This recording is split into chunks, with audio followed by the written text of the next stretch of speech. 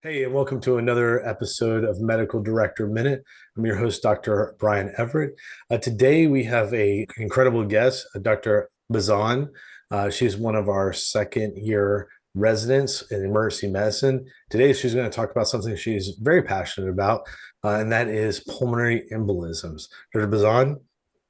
Hi, thank you, Dr. Everett, and thank you everyone for your time. So as Dr. Everett said, I'm going to be talking about pulmonary embolism today. So say that you make a call for shortness of breath. What do you start thinking about? You start thinking about respiratory problems and cardiac problems. So a quick differential that you're going to have for respiratory problems, you might have a pneumothorax, you might have pleural effusion, there may be some atelectasis, you may have some pulmonary edema, so some fluid in the lungs. You may have a pneumonia, a COPD exacerbation, or an asthma exacerbation. And then you have your circulatory problems. Of course, ACS is always at the top of your differential. Maybe you're having a dysrhythmia causing your shortness of breath. Maybe there's tamponade, or you could have tension. PE is scary because PE is both. So talking a little bit about the pathophysiology of PE. It happens when you have a peripheral clot. So you have a DVT, and then part of that clot breaks off and travels to your heart through either your SVC or your IVC, through your right atrium, right ventricle, and then lodges somewhere in the pulmonary arterial vasculature. And depending on how big it is and where it lodges will determine the presentation of your patient.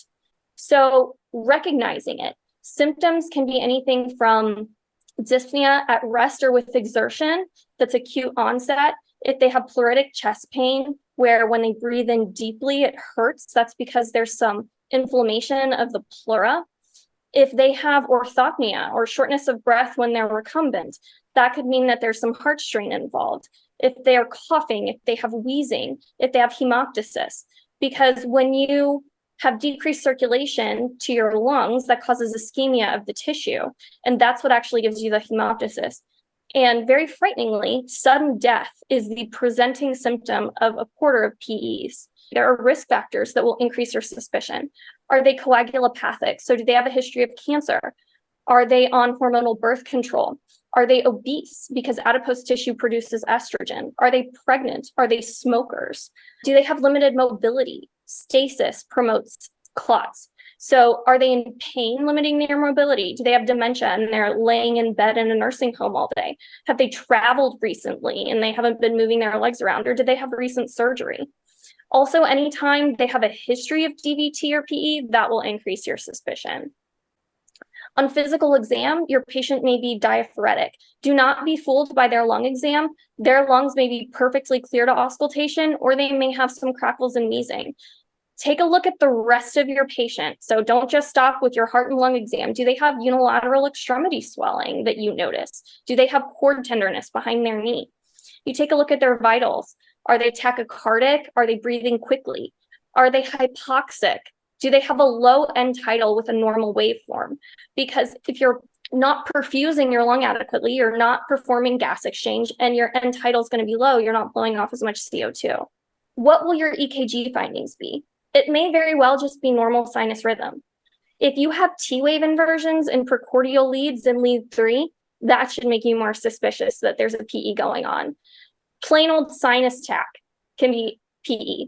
If you have a right bundle or right axis deviation, that can indicate that you have right heart strain. So your RV and your RA are going to dilate, and it's going to look like right axis deviation on your EKG.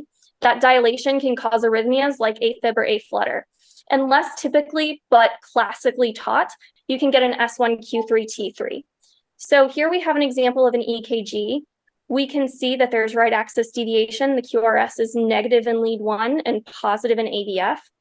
We can see T-wave inversions in the precordial leads and in lead 3. And here we actually see the S1Q3T3. So you can see the negative QRS in lead 1, the Q-wave in lead 3, and the T-wave inversion in lead 3. So treatment and transport. You want your O2 sat to be above 94%, but be very wary if you're going to give positive pressure ventilation, because that will increase your intrathoracic pressure and decrease your preload. And these patients are very preload dependent. think about transporting to a center capable of thrombectomy and ECMO. Of course, always follow your local guidelines. And if you are at a cardiac arrest and you think that a PE may be causing this cardiac arrest, prioritize early transport. And then here I just wanted to include the subtypes of PE. So you can have low risk PE where there's no right ventricular strain or hemodynamic compromise, intermediate risk where you do have some right ventricular dysfunction and right ventricular dilation.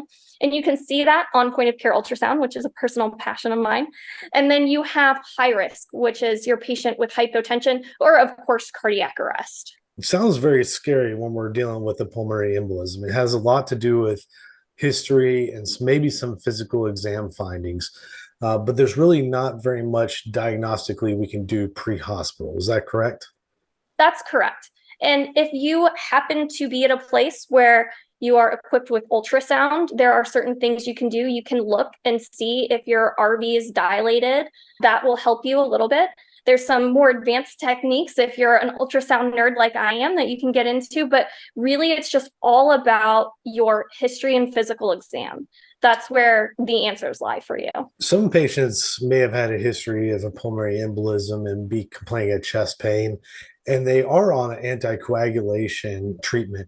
Can they still get another pulmonary embolism or PE? They absolutely can. So that is a pitfall. You can have failure of your anticoagulation. And also, we don't know, are the patients taking their anticoagulation every day? Just because they're on Eliquis or Xarelto doesn't mean that they don't have a PE. You said transport these patients that have a high suspicion of cardiac arrest secondary to a pulmonary embolism. What treatment at the hospital can they do differently than I can do in the ambulance?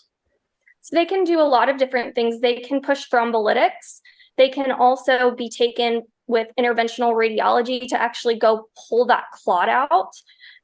Sometimes actually CT surgeons can do it as well if it's really big and really proximal.